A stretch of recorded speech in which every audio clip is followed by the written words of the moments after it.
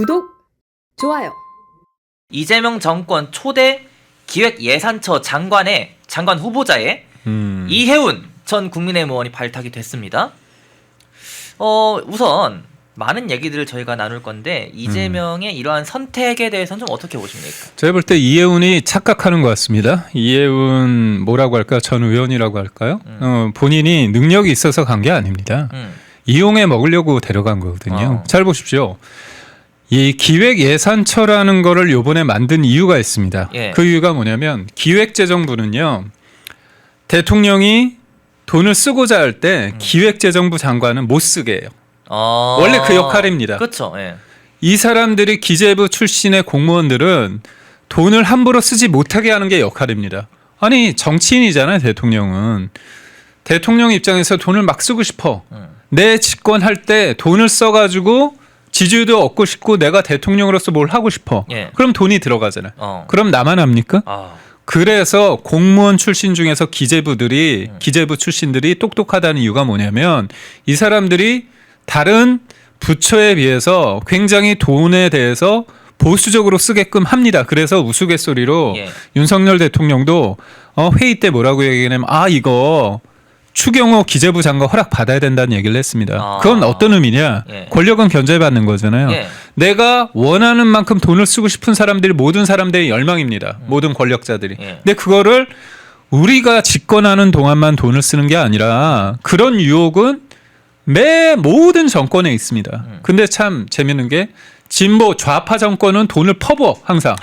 근데 보수 정권은 미래 세대를 위해서 아낍니다. 근데 이재명은 아주 까놓고 말해서 그래 기획부, 기획재정부 얘네들 싫은 거야. 그래서 그중에서 예산을 가져와서 예산, 이 돈 관련한 문제는 기획예산처를 만든 겁니다. 그러니까 이재명은 목적이 확실하게 기획재정부를 찢어 넣어서 재정 역할을 하는 쪽은 재정부를 만들고 예산을 가져온 겁니다. 국무총리실 밑으로. 그러니까 자기 마음대로 하겠다는 거거든요. 이른바 기획재정부에 있는 출신들의 공무원들은 계속 우리나라의 국가재정에 대해서 공부를 해오고 그거를 어떻게 보면 정책을 만드는 사람이기 때문에 한다고 하면 이거 지금 이거 하면 오버도 안 된다 그런 얘기를 하는 거야. 그게 당연한 겁니다. 근데 이번에 기획재정부에서 예산을 떼어다가 기획예산처를 만든 목적은 이재명이 내가 원하는 대로 돈 쓰겠다는 겁니다. 포퓰리즘. 우리가 2025년 670조에서요. 내년도 728조로 50조가 늘었습니다. 8%. 아니 한 해 예산이 8% 10% 가까이 는다면 감당이 어떻게 됩니까? 우리나라 세금이 잘 거치는 게 아니기 때문에 매해 110조씩 걷습니다. 그게 뭐냐? 국채를 발행해서 110조씩. 지금 이재명 정부 들어서 소비 쿠폰 뿌렸잖아요.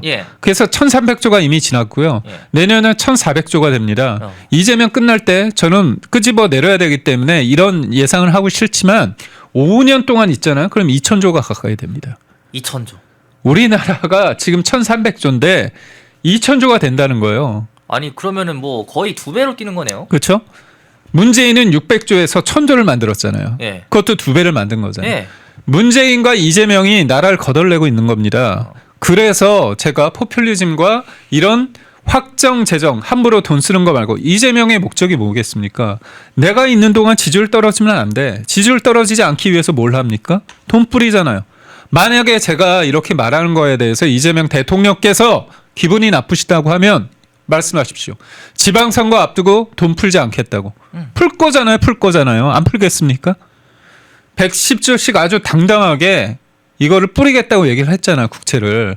근데 이해운이라는 사람이 기본소득 관련해서 문제 제기했던 사람이거든요. 과거에. 확장 재정에 대해서 반대했던 사람이거든요. 그러면 이재명은 아주 노골적으로 확장 재정을 하겠다는 사람인데 자기가 거기 가서 뭐라고 할 건데? 뭐 이렇게 스탠스를 바꿀 겁니까? 그러면 저는 오늘 이해운이라는 사람이 비겁한데 뭐냐면 기자들이 물었어요.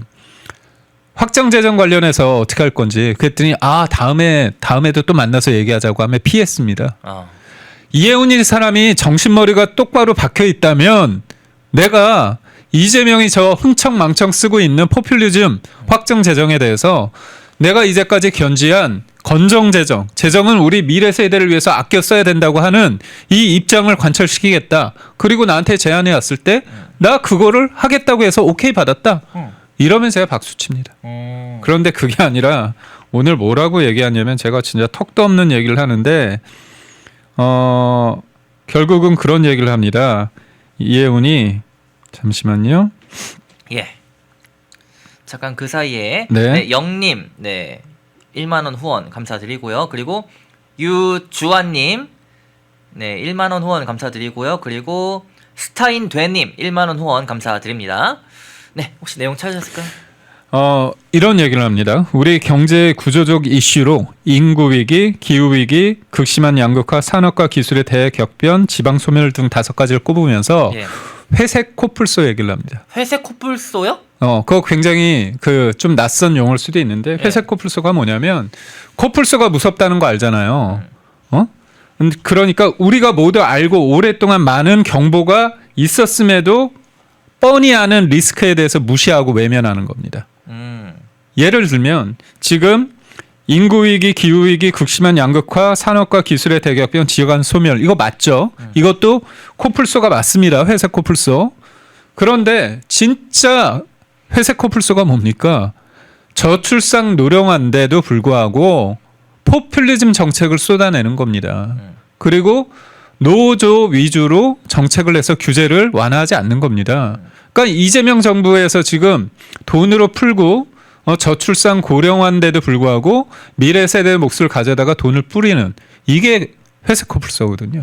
그러니까 회색 코뿔소에 대해서 뜬구름 잡는 식의 얘기를 하고 이재명 존재 자체가 회색 코뿔소인데도 불구하고 그걸 외면하는 겁니다.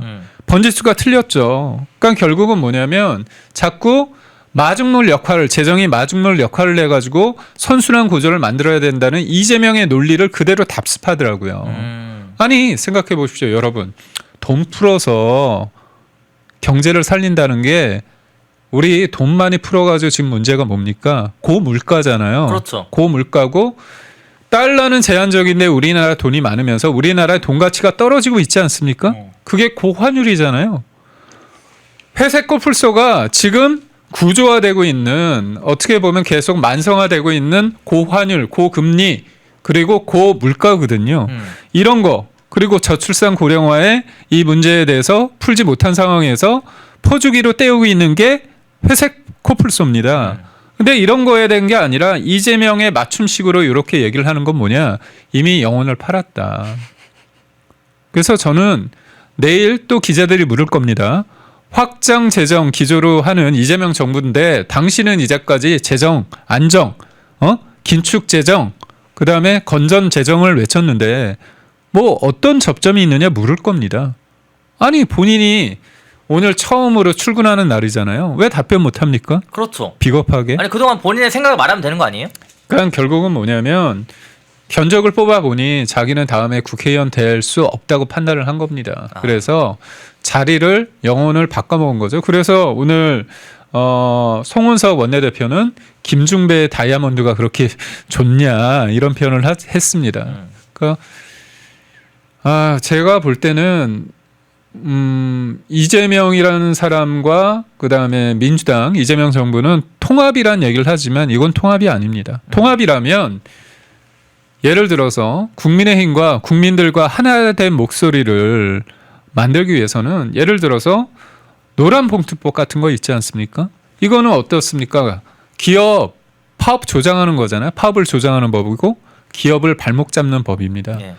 기업이 반대하고 있고 국민의힘이 반대하고 있는 법안 관련해서 원점에서 다시 논의를 하겠다 그러면 그게 통합적인 리더십인 겁니다. 그런데 자기 영혼을 팔아서 본인이 뱉어낸 말과 반대에 있는 쪽으로 가가지고 이 사람이 당협위원장이거든요. 근데 29일 날 오늘 당원 교육을 하는데 그날 서울시장 오세훈 시장 관련해서 축사를 부탁했습니다. 웃기죠. 그리고 저도 당협위원장이라 광역단체장을 우리가 평가를 합니다. 그런데 그 평가 관련해가지고 그 평가를 했다는 겁니다. 그러면 이 제안이 어제 그제 왔겠습니까? 그러니까 본인은 당협위원장으로서 국민의힘 당협위원장으로 하면서 사실상은 저쪽이랑 야합한 거죠. 이게 뭡니까? 그러니까 저는 자꾸 뭐 통합적인 인사다 그런데 진짜 그만 헛소리 하시고 통합적인 인사해가지고 3대 세습을 말하는 민주노총 위원장을 고용노동부 장관을 뽑습니까? 예. 그리고 또 자기 변호인 출신 있는 사람들 다 곳곳에 꽂아놨잖아요. 알박기 인사했고. 그리고 본인과 같은 어떻습니까? 사법연수원 동기들 7개 장차관 하지 않았습니까? 금융연구원장 그 사람 5억 원 빌려줬거든요. 이재명한테. 그러고 나서 같은 연수원 동기인데 금감원장입니다. 연봉이 3억이 넘어요. 그리고 법제처장은 어떤 사람입니까? 자기 변호인 출신이죠. 그리고 또 유엔 대사 자기 적입니다. 연수원 동기입니다. 그 사람은 유엔 관련해서 경험도 없는 사람이에요. 그런 식으로 국정을 공직이란 자리를 알박기에 놓고서 권력을 사유화해 놓고서 한다는 말이 통합적인 인사를 했다? 제가 볼 때 귀신 신하라 까먹는 소리를 하고 있다. 저는 말씀을 드릴 수 있고 예. 저는 이재명은 이 이해운이라는 사람이 좋아서가 아닙니다. 지금 틈을 벌리고 흔들어대기 위해서 한 건데 좋다고 해서 가는 사람의 수준이나 그리고 그걸 가지고 국민의힘을 어떻게 보면 흔들어대고 국민들을 속여먹겠다고 하는 이재명 정부의 수준이나 똑같습니다. 그래서 저는 뭐 잘 갔다고 생각합니다. 잘 갔다 오히려. 네.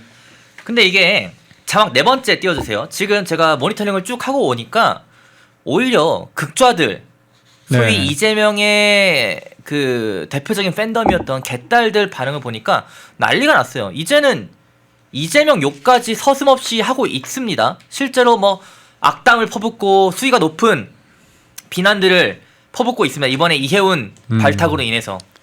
그만큼 오히려 뭐 이재명 본인이 어떤 그리고 있는 그림이 있을지 모르겠지만은 그 그림이 그려지는 것보다는 본인 내부의 이런 모래성들이 무너지는 그런 분위기를 제가 오늘 모니터링 쭉 하면서 받았거든요.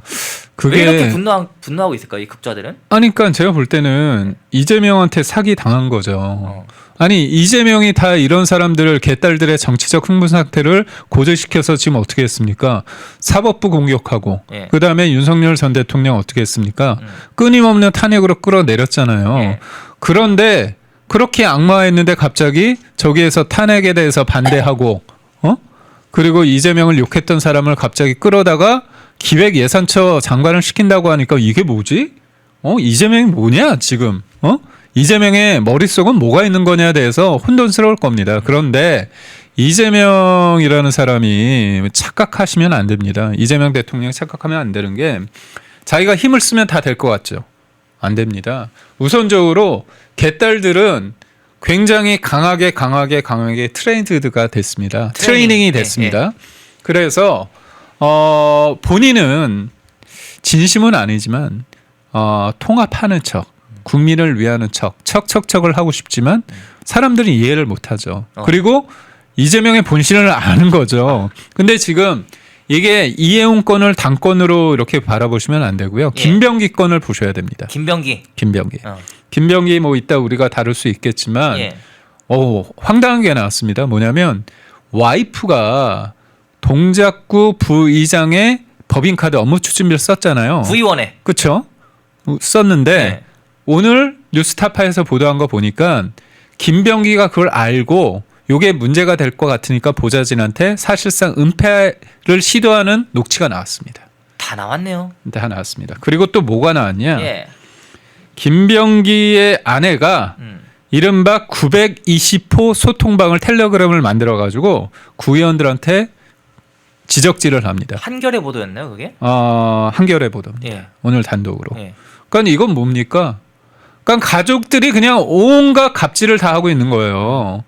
저는 김병기 관련해서 이거는 뭐 진보다 보수다 뭐 좌파나 우파나 그게 중요한 게 아니라 이 사람은 원내대표 자리에서 내려오는 걸 넘어서 배지를 넘어서 네. 학교에 가야 됩니다. 학교 깜빵 가야죠. 수사받아서. 그런 거거든요. 그런데 이게 어떻게 되냐. 정청래 쪽 지지하는 개딸, 청딸들 입장에서 볼 때 이재명도 싫은 거야. 이재명과 김병기 이 조합이 싫은 겁니다. 싫은 거지. 예. 아니 잘못했으면 저 정도 잘못했으면 부끄러워할 줄 알았는데 아직 원내대표 안 내려놨죠? 안 내려놨죠. 뭐라고 얘기했냐면 처음에 문제 제기했을 때 상처에 소금 뿌리냐. 아니 국민 마음의 상처에 마상 입혀놓고서 상처에 소금이요? 누가 보면 피해자인 줄 알겠어요? 그러니까 지금 그러니까 민주당이 잘하는 게 피해자 코스프레잖아요. 얘네들이 어떻게 됐느냐. 내가 문제가 있는 보좌진 6명을 내보내서 걔네들이 나한테 어떻게 보면 뭔가 보복하는 거다. 그런 식으로 일종의 프레임을 잡은 거잖아요. 서사를 만든 거잖아요. 예. 근데 더 이상 먹히지 않는 겁니다.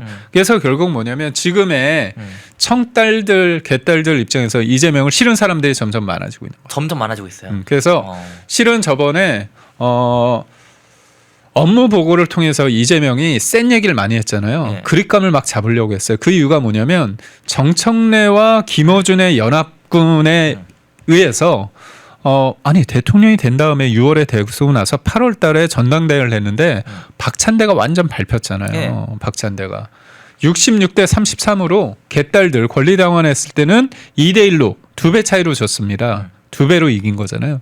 그런데 1인 1표제 하다가 약간 속도전을 내다가 이게 잘 안 먹혔습니다. 그 틈을 정청래가 잘 안 먹히니까 그 틈을 이재명이 확 하면서 자기가 업무 보고하면서 그립감을 잡아서 좋다고 했는데 이게 보니까 저게 안 된 거잖아요. 정청래 김병기 건이 터지는 바람에 굉장히 지금 안 좋은 상황입니다. 이재명이 대통령이라고 해서 개딸들의 소유권이 있는 게 아니라 지금 제가 볼 때는 개딸들의 소유권은 이재명과 정청래가 가지고 있지만 싸우고 있지만 그 개딸들이 트레이닝 되는 양성소가 김어준이거든요. 김어준이 근데 청래 쪽이잖아요. 청래 쪽이잖아요. 그러다 보니까 이재명 입장에서는 지금 김병기 건 때문에 이거를 물타기 위해서 지금 전환을 하기 위해서 그리고 지금 부동산, 환율, 물가, 금리 다 개판됐거든. 그러니까 이 이슈를 뒤덮기 위해서 이해훈이라는 사람을 썼다. 그리고 이해훈을 보고서 사람들이 야 이재명 너가 대통령이야 뭐야 그런 게 중요한 게 아니고 대통령 위에 개딸이 있는 거거든요. 개딸들 입장에서 볼 때 이거 아닌데 그런 생각을 한다는 거죠. 그래서 노골적으로 이재명에 대해서 지금 비판적인 사람이 있는 겁니다. 그런 이렇게 좀 연장선상이다 이렇게 이해하면 그럼요. 김병기 때문에 열받아 있거든요. 근데 이게 뭐지? 거기에 이해훈까지 터졌어. 그렇죠. 그러면 이재명은 정청래 김어준이 지난해 11월에 이재명이 공직선거법 허위사실 공표적을 해서 1심에서 징역 1년에 집행유예 1년 6개월이 나왔거든요. 예. 그때 뭐라고 얘기하느냐? 김어준이 냉정하게 이런 얘기합니다. 이재명은 역사의 도구다. 그 얘기합니다. 역사의 도구는 뭐죠? 언제든지 교체 가능한 게 도구입니다. 그러니까 포스트 이재명에 대해서 얘기를 했거든요. 예. 그 얘기를 듣고 이재명이 좋아하겠습니까, 김어준? 그래서 이제 그런 얘기를 합니다. 요즘 보면 정보통신망법 그리고 또 언론중재법 관련해서 이게 5배 손배소 최대 5배 쓴다고 하지 않습니까? 예. 이게 김어준을 대상으로 하는 거 아니냐. 그런 얘기도 나옵니다. 아니 이게 제 얘기가 아니라 민주당 내에서도 진짜요? 아니 어차피 김어준이 이재명에 대해서 관계가 지금 썩 좋은 건 아니잖아요. 그렇다고 본다면 이재명 입장에서도 뭔가 자기 써야 될 그게 필요하지 않습니까? 예. 그래서 그런 얘기도 합니다. 그러니까 쉽게 말해서 국세청이 제일 무섭거든요. 국세청. 그렇죠. 세금. 요번에도 쿠팡 관련해서 국세청이 막 뜨지 않았습니까? 난리 났었죠. 물론 어제 김범석 의장의 의장, 예. 입장문은 사실 제가 볼 때는 정부를 좀 매겼다고 좀 보고 있거든요. 왜냐하면 우리는 정부와 협조를 잘하고 있다 이 얘기를 계속 주구장창했습니다. 그리고 나는 사과는 하지만 청문회는 안 나가 이거였거든요. 그렇죠. 두 문장으로 한다면. 그러니까 결국 왜 그랬을까 여러 가지 국회에서 하는 얘기도 있지만 국세청 조사 사국이 떴기 때문에 그 부분에 때문에 좀 위축이 돼서 일종의 그런 면피성 사과를 한 게 아닌가 그런 생각을 합니다. 자. 이제 국민의힘 반응을 좀 보겠습니다. 이번에 이해운을 재빠르게 제명을 했어요. 네. 긴급 회의까지 열면서요. 이 장동혁 체제가 이번 사태를 대하는 모습은 좀 어떻게 보셨나요? 저는 예. 뭐 사람들이 많이 열받았다 예. 그렇게 하는데 열받은 게 아니고요. 원칙적으로 대응을 한 겁니다. 원칙적으로. 이례적으로 모여서 최고위를 한 게 아니라 서면으로 올리고 이제 전화 통화를 해서 했는데 그만큼 이견이 없다는 거죠. 한마음 뜻이었다. 아니 자기가 만약에 이재명의 그 지고지순한 뜻과 같이 한다고 한다면 예. 자기가 탈당하고 가면 되잖아요. 그렇죠. 근데 제가 앞서 말씀드린 것처럼 오늘이 당원 교육한다고 오세훈 시장한테 영상 축사까지 부탁을 했고 그리고 또 그 평가도 하고 그러니까 전혀 그런 게 없었다는 겁니다. 그러면 속된 말로 이거잖아요. 내부적으로 발표가 안 돼서 제안이 왔는데 자기가 뭐 문제가 있어서 뭔가 발표를 안 하면 가만히 있을 거 아닙니까? 안 알리고. 그렇죠. 그러니까 이게 정치인으로서 말이 안 되고 제가 뭐 나온 김에 좀 이 사람에 대해서 좀 얘기를 하고자 하는데 예.